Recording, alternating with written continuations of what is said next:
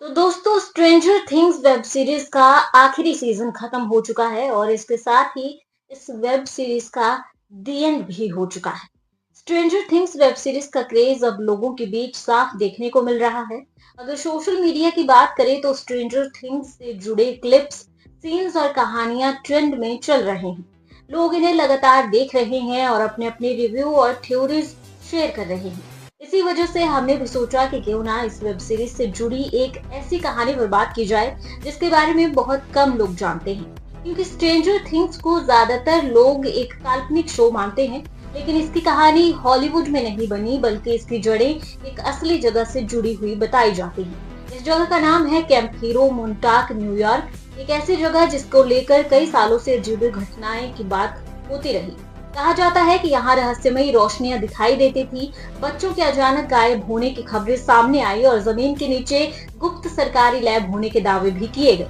इसी जगह से जुड़ा एक नाम सामने आता है, प्रेस्टन निकोलस, जिसने दावा किया कि यह कैंप हीरो में काम करता था और वह सरकार एक गुप्त प्रोजेक्ट चला रही थी जिसे मोन्टॉक प्रोजेक्ट कहा जाता था। उसके मुताबिक यह प्रोजेक्ट हथियारों पर नहीं बल्कि बच्चों पर किए जा रहे प्रयोगों से जुड़ा था। ऐसे बच्चे जिनका दिमाग असाधारण था और ऐसी चीजें कर सकते थे जिन्हें आम इंसान समझ नहीं सकता।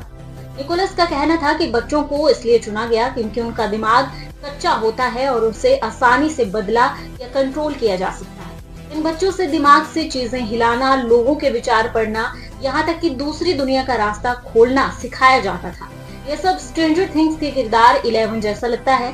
निकोलस ने एक बच्चे का जिक्र किया जिसका नाम डंकन था और उसके मुताबिक वह दिमाग से चम्मच मोड़ सकता था, लोगों के मन की बातें जान सकता था और सिर्फ सोचकर चीजें सामने ला सकता था। लेकिन एक दिन डंकन ने कुछ बेहद डरावना सोच लिया, जिसके बाद पूरा बेस हिलने लगा, बिजली चली गई और लोग घबराकर चीखने लगे। निकोलस का दावा था कि डंकन ने अपने डर से एक भयानक जीव बना दिया जो किसी मशीन या साइंस से नहीं बल्कि उसके डर से पैदा हुआ था।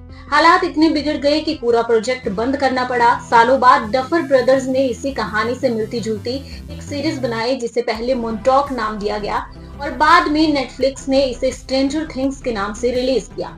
आज भी कैंप हीरो बंद है, वहाँ निगरानी रहती है और स्थानीय लोगों का कहना है कि रात के समय वहाँ अजीब आवाजें सुनाई देती हैं, फोन काम करना बंद कर देते हैं और कभी कभी जमीन के नीचे से डरावनी दहाड़ जैसी आवाजें आती हैं।